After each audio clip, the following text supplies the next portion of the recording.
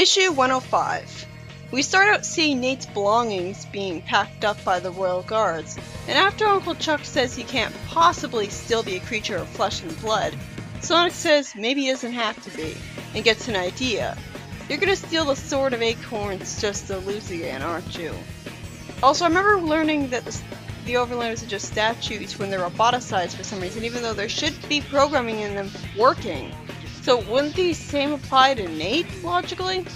Agnes says in annoyance to at least try to listen to what Hope has to say, and Colin then refuses to believe that his brother was involved with the Robians, calling them metal monstrosities. Why? I mean, the Robians were clearly in the city. Hard to believe that someone who tried to design something called the Ultimate Annihilator that he'd use his own people for would be evil. I know he's his brother, but still, were they that close? Robotnik called him annoying. They couldn't have been that close. Surprisingly, Eggman immediately confirms that Hope is right in front of all of them. So I guess he doesn't care about keeping his cover anymore for some reason. Sonic tries to go visit Elias with it being about Robotnik. Why do the guards have to ask what it's about? Why can't they just be friends with the prince and that's it?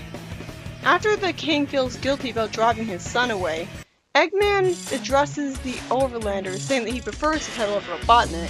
He tells the Overlanders that they're all suffering from toxic waste poisoning while smiling, which should destroy their trust in him right away, but of course makes it clear that without proper treatment their chances of survival are zero, implying that he's going to make them rely on him to cure them.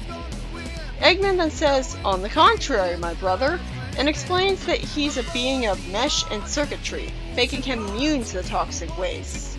I wish that was explained to have been the case all along with the original Robotnik, because that would have explained him not being negatively affected by toxic waste and even enjoying it, wearing asbestos underpants.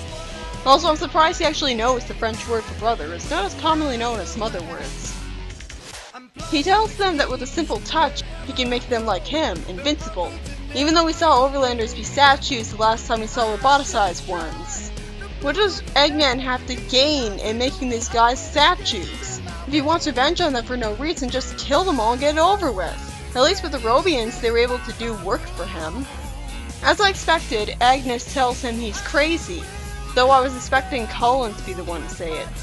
And Eggman announces that everyone in the city will be roboticized, lying that it's for their own good. Colin gets turned into a statue, and Hope is told to run for her life while she's already fortunately doing so. Uncle Chuck reveals to the king that Eggman can now roboticize someone simply by touching them. It sure is a good thing he doesn't do what Robotnik used to do and constantly come right up to Sonic in his Eggmobile, because if Eggman did, he'd be a very huge threat. Sonic only just now gets the idea to restore Nate's free will with the Sword of Acorns, when I thought that was his plan all along. Sally says, still with her emotions shut down and she doesn't look determined or anything, that she'd be happy to help. Yeah, you sure look happy. After the king scoffs at the idea of letting Sally get involved in the action, Sally stands up to him while still eerily calm looking. If you had trusted me from the start, maybe Elias wouldn't have run away. When the king agrees, Sally looks sad and sheds a tear, saying that she won't let him down. While Sally is being escorted out of the castle by Sonic because they think she needs an escort apparently, she looks unhappy and awkward just talking to him, and when Sonic looks serious and asks her if he did something wrong, unfortunately they get interrupted by, what do you know, Mina, who hugs Sally, thanking her over and over again for having freed her mother from Eggman. She then immediately runs away just like that, before anyone can say anything. We then see Eggman over speakerphones taunting Hope, and he calls himself maniacal. Crazy people don't actually believe they're crazy. That's not how the brain works. Unless he just thinks he's lying to intimidate her, which is likely, but it's still an arrogant person insulting himself. Eggman then cruelly taunts her that her stepfather Colin and Grandma don't care about her while she's in a fetal position next to a dumpster looking all sad, making me feel sorry for her. Eggman continues, now back to looking normally, that if they cared about Hope, they'd know he was merely trying to remedy a bad situation, and tells her that if she surrenders, he'll spare Agnes. Agnes begs her not to listen to him, but Hope is desperate enough to try anyways, apparently, even though it should be obvious that Eggman never keeps his word. Surprisingly, he turns Agnes into a statue right in front of her, when I thought his whole plan was to lure Hope to him. That was stupid of him. Then Hope gets ganged up on by Shadow SWAT bots, and fortunately Sonic shows up to save her. Sally tells Hope, looking alert, to stay close to her, and Hope nervously stutters okay, holding her hand, so hopefully she's not racist against Mobians like the others are, being an innocent child. Eggman shouts at Sonic angrily, even though he looks like he's still smirking, and Sonic destroys Eggman's monitor. Finally, they remember that Sonic has super speed for more than just attacking robots, as Sonic shows up to Eggman immediately. After Eggman calls himself invincible because Sonic can't even touch him without being roboticized, which I guess includes touching his clothes since he's completely covered in them. Wait, does that mean he has to wear the same clothes every day now? Or is it truly all of his body that's under the effect and not just the gloves and stuff? Anyways, Sonic runs around him in a circle, carving the floor up so that Eggman would fall through the hole. But then Snively kicks Sonic into the hole from behind, and Sonic sees the heartbreaking sight of Nate being nothing but a statue. And it turns out that there are some other humans with Sally all of a sudden, as Sonic explains this. The Sword of Acorns fails to restore the people's free will in a diabolic ex machina, which is completely ridiculous, honestly. Eggman then reminds Snively that he's been exposed to toxins as well, and Eggman tells Snively that the secret to mobility as a robot is in wanting to be roboticized of one's own will. This works for him, complete with him not looking like a statue at all, even though Snively felt forced to do it, so he didn't really want to. Sonic then shouts that the humans shouldn't trust him because he knew that they were all being poisoned and didn't tell them until it was too late. Not to mention he didn't tell the humans he made into statues that they have to want it, and went ahead anyways when they didn't. He should have pointed all that out. Sally then says that if the humans stay here, they won't ever be in control of their own lives. And fortunately, Hope is there to agree with her, so they have the humans for it to listen to, with their mindset. And Hope assumes Sally's right, even though she was given no clear indication that being roboticized robs you of your free will. For some reason, Eggman just lets all of them leave instead of tackling them, saying that watching them suffer will be much more entertaining, even though he wouldn't be able to actually watch them suffer in the first place. The second story, after a panel where the hippie continues to climb down a ladder during some recap, sees a bunch of equipment that he somehow recognizes as antiquated, and sees a picture of Crockbot, and realizes that this must have been one of his early staging areas. The dam harnessed hydroelectricity that Crockbot used to build his early weapons of mass destruction, as well as robot armies and detention camps. Pretty ironic, a robot Robotnik's using green power.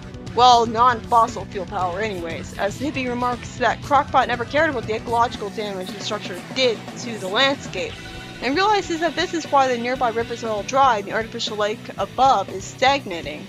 The hippie says that if the rest of his friends manage to get there, they might still be alive. Then we find out that Barbie Koala's talent is that she can sweet-talk anyone, including a bunyip, and she somehow convinced the bunyip to release her and her friends into an airtight underwater conservation deck. Huh? And the platypus explains that Barbie speaks many languages, including the bunyip's primordial one. Obviously, this is a bullshit Deus Ex Machina that makes no sense. Why would a bunyip even have a language anyways? The bunyip monster gives exposition that Crockbot showed up in Down Under and destroyed his aquatic way of life with his dams, so that all he would have left was a foul lake. Wait, if he's civilized and stuff, why did he attack the Down Under Freedom Fighters in the first place? Is he like Knuckles? Overall paranoid and prone to violence? Or rather like Robin Hedge with strangers? Annoyingly, the bunyip confirms that he never actually found Crockbot, even though we were told that the bunyip was what defeated him, and he was clearly all defeated and destroyed and stuff. The hippie says that he heard everything from across the hall, and that down the hall is a room full of Crockbot's leftover explosives, which will destroy the dam and make everybody happy. The story ends with the platypus stupidly asking if he should have asked the bunyip to be their new team member. Even though the bunyip is both way too big for that and only aquatic. He'd be like a giant Aquaman. Was that supposed to be a joke? Because that wasn't funny.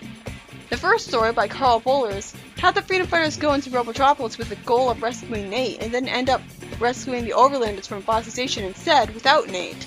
After it's revealed that an Overlander doesn't become a statue if he wants to be roboticized. Which doesn't really make sense to me that it'd be so different for the humans. Nor does it make sense that the Sword of Acorns refuses to work on the roboticized humans. Despite the unfortunate fate of a lot of Overlanders, the story does end on a happy note, as at least some of the Overlanders got to go free, as Eggman lets them leave for some reason. The toxins concept really makes me wonder why it's taken so long to become a problem in Robotropolis, and why it'll stop being a problem requiring the villains to be robots later. Do they clean up all the toxins? Mike Gallagher wrote the second story, and it's about the Bunyip surprisingly turning out to not be pure evil, but instead just angry that his aquatic habitat was ruined by Crockpot. Still doesn't explain why he attacked the Down Under Freedom Fighters in a vicious rage though. And they also have a ridiculous Deus Ex Machina where Barbie can speak the Bunyip's language, when they could have easily just had the Bunyip be able to speak English to begin with. Still, I liked the concept of the dams, the Bunyip being good, and the fact that it was hydroelectricity that Crockpot was using. That's a nice twist.